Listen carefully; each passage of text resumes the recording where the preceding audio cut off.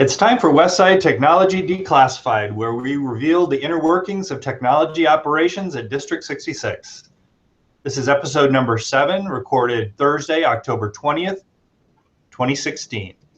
Matt Lee and Greg Betts are here with me again, and today will be the Declassified Tip or Treat episode. We'll be focused on some quick tips and tricks that we use almost every day and that we think that might be also useful to you. And Dr. Paul, Lee and Dr. Betts. Yeah, Dr. Linger, Dr. Lee, I think we have some really good tips this week to use for especially for the month of October, having it being a tip or treat episode. So I'm excited to share some of our tips. I am excited as well. I feel a little left out that I didn't get the memo about wearing a costume. Well, originally it was trick and or what, treat. And what are you implying about me, Matt? No, I just meant Greg, like you and I both missed it out. I think, Greg, you forgot to send a message. Well, I think I read that it was trick or treat episode, so I thought, oh, it's a costume one. So anyway. So I guess I'll have to go with some maybe tips instead of some treats later. Oh, there you go. All right. Well, we have a good episode in store today. We're talking and focusing a lot about different tips and things that we normally use in our day-to-day life with our technology. First thing, you want to talk a little bit about our PD Day, Dr. Betts? Sure. We had a really great PD Day on October 10th where Dr. McCann kicked it off with a keynote about systems and design teams and work groups, and then all staff members throughout the day were able to go through the Stanford Design School's design process, and they were looking to solve a problem within their school related to one of their strategic plan goals. All right. I've heard some good things about the day from people, and that it was a successful effort and a good experience for everybody. Yeah, and we posted on the Professional Learning website Dr. McCann's keynote speech and then some pictures and highlights throughout the day of our staff members. Cool. So we'll try to get those in the show notes below. So if people wanted to go watch it, you said the entire keynote is there? Yeah, it's about 23 minutes, the entire keynote. So it's not too long, and it's packed full of really good stuff and a great message from Dr. McCann. Awesome. Okay. So I think next up we were going to let's talk a little bit, Paul. You were going to jump in and kind of tell us some, not necessarily trick or treats, but some Mac focused tips here. Okay. I don't know about the rest of you, but I operate a lot off of my desktop. And so I'm going to switch over here and actually get to my desktop. And what I find is that oftentimes I operate a lot off of my desktop and stuff tends to build up there. And I've seen a lot of teachers' desktops that also have a lot of files. Sometimes they get so many that they start piling up on each other. So first thing I would like to do is just remind teachers that it's pretty easy just to go to the file menu and go to new folder.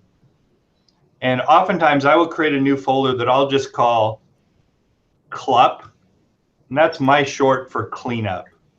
And then occasionally what I will do is I will just grab a whole bunch of items from my desktop, drag them over into my cleanup folder, and I'm not throwing them away because you never know when you might need something, but sometimes you just need to get things out of the way so that you have a desktop that is a lot cleaner. So let's take this cleanup folder and do a couple more things here. I would like to show you how to spice that up a little bit. So it's not just a plain old blue folder on my desktop. I'm actually going to create a custom icon for that folder so it stands out on my desktop. And the way that I'm going to do that is to create my own little graphic. And the next tip I'm going to show is if you do with one hand, I don't know if you're seeing my hand here, Command key, Shift 4, what will happen is your cursor will turn into a little crosshairs. And I'm going to go ahead and click then my trackpad, and I'm just going to select the lighthouse on my desktop here. And that's going to be a screenshot that will appear normally on your desktop. I actually have my screenshots automatically get filed into a folder. That might be a tip for another day. But now I'm going to go into that screenshot that I did, select it, copy it. And so, Paul, you just opened that up in preview, and it just opened up? I just opened it up in preview. Okay. Yeah, it'll be, if you double click on the screenshot, that's the default that it'll probably open up in. So then I'm going to go take my cleanup folder, and I'm going to go to the file menu and do get info. And then up here, close to the name, I actually can highlight the folder icon, and then I can do a paste of my little lighthouse graphic that I just did the screenshot from, and close that. And now my cleanup icon has a custom lighthouse icon. So to summarize, you can create a folder, you can move stuff into it off your desktop so that your desktop is a little cleaner and more efficient for your operation. And then you can also do a screenshot from Command-Shift-4 to get the little crosshairs to be able to select what you want to get. And then open up that resulting screenshot and paste it up in the get info of the folder in order to create a custom folder icon. And guys, we talked about doing annotations of PDFs. I think I'm gonna pass on that. We'll do that another episode. All right, cool. So you were able. So that's my tip of how to do some things on the Mac side, as far as getting organized and doing some customization of your desktop. Cool. Yeah. So that looks kind of neat. Be able to take any, and it works with any picture, right? Anything that you can copy, you could make a folder icon out of. Yes, you could get something from Google Images or whatever. It's just obviously a small space, so you need to kind of select an image. It's going to be relatively small and square. Very cool. So and Dr. Langen, where did you paste that again at? Like after you got into info, where did you paste? Yeah, when you just click once on the item to select it, and then you can do a Command-I, or you can go up to the file menu and do get info, and then up by the file name in the upper left-hand corner, I'll just go and delete my lighthouse there. There will be the blue or the normal color folder there. If you click on it, you can then paste, and it will replace the default. So it's in the upper left-hand corner of the get info. Oh, so it's really pretty easy. All right. So the next thing we want to kind of transition to real quick is one of the resources that we've been talking about an awful lot on this show and then in other communications has been lynda.com. And so we thought it'd be cool to kind of share the lynda.com, what do we say, the clip of the month or the course of the month. And this month, Stormtrooper Betts is going to share the course that he just went through. Sure. Well, in my line of duty, I've got a lot of difficult conversations with a lot of other stormtroopers, or maybe Vader comes in and I got to say something hard with him. But I just recently took the whole Sith Lord thing can be a problem, right? Yeah, I mean, so you got to be equipped. You got to have some skills when you go in there on how to have some difficult conversations with them. So it's a 2-hour course, and I found it to be very useful. Great tips, great practice opportunities, and it came with probably 5 or 6 different PDF downloads that are templates for you to just kind of give you a logic map on how to think through having those difficult conversations. So I would definitely recommend Difficult Conversations. I should have kept that in mind when I abandoned my post when that starship landed on the Death Star. Yep, you just ran away. And sometimes running away is an answer, but most times it's not. Most of the time, I should have taken the Lynda course. All right. Next time.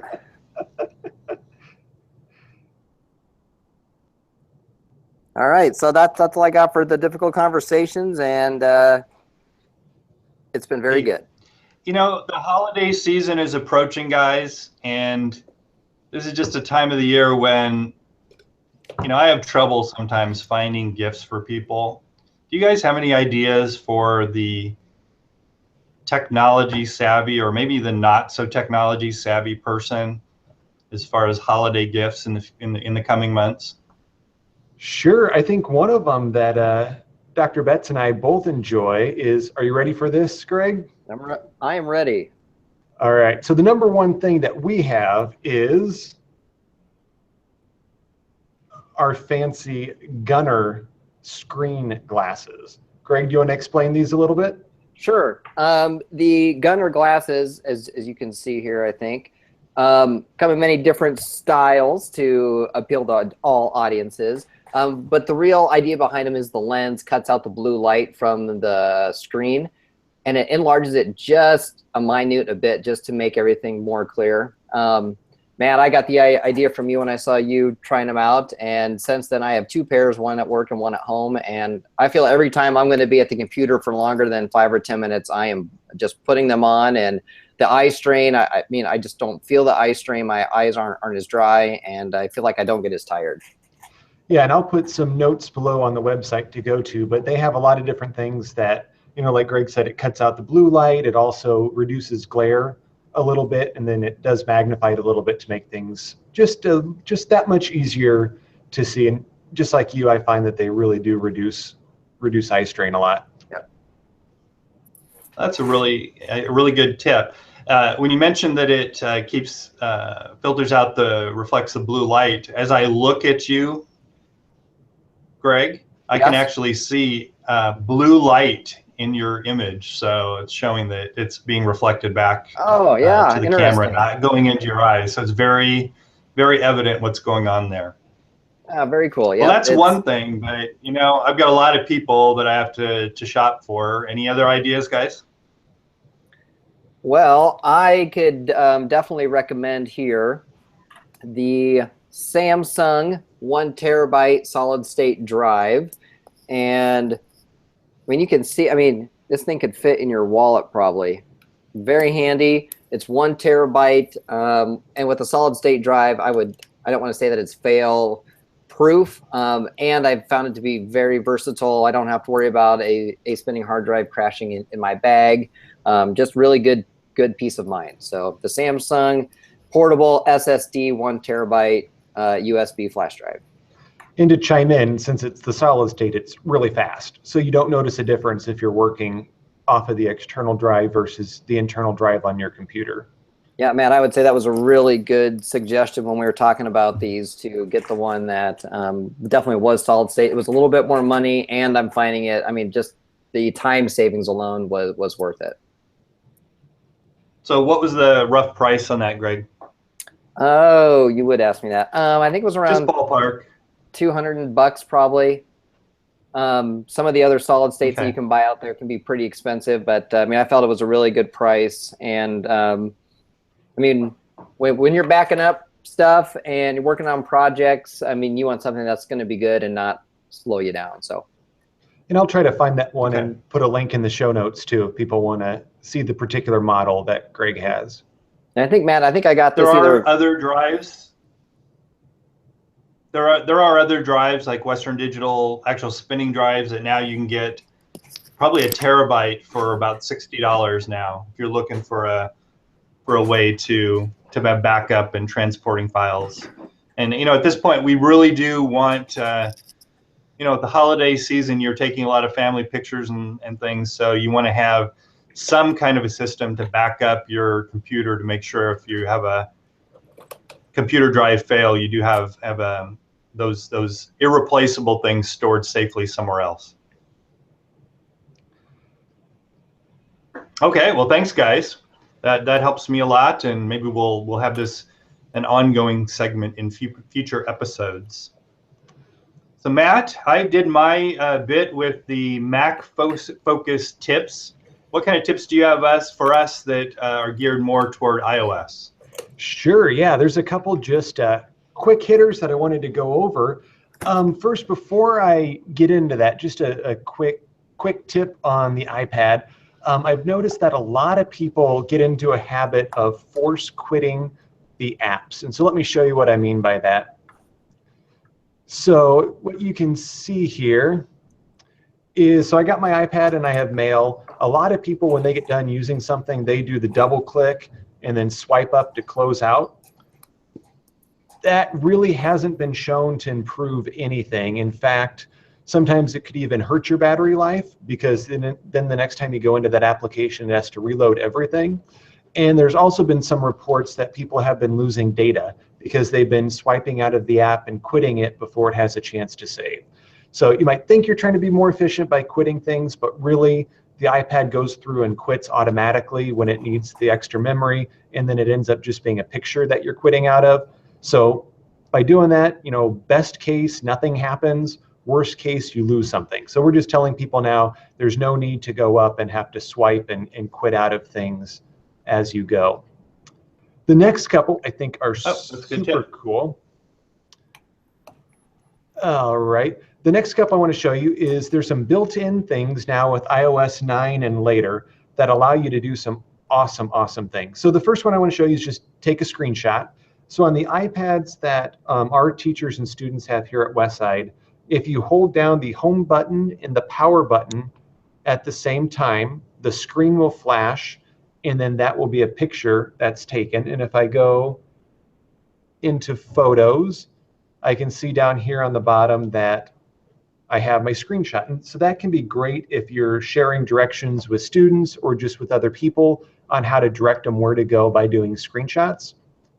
The other thing that you can do with that is built into the iPad, and in particular Mail, there is the ability to do what Apple calls markup on PDFs and screenshots and images and graphics. And so let's say I have that screenshot and I wanted to send that to Greg. So I'm going to make a new email message here to Greg and say, check this out. And I'll come in here and I'm going to attach that screenshot and say, is that the one I want to use? Yep, that's the one.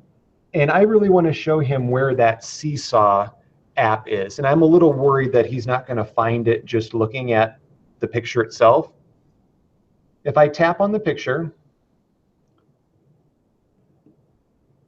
you see one of the items that pops up there says markup. And if I tap on markup, now that takes me to a new screen and I get drawing tools that I can interact with that image. So I can choose my color. And so I'm going to maybe do this orange color.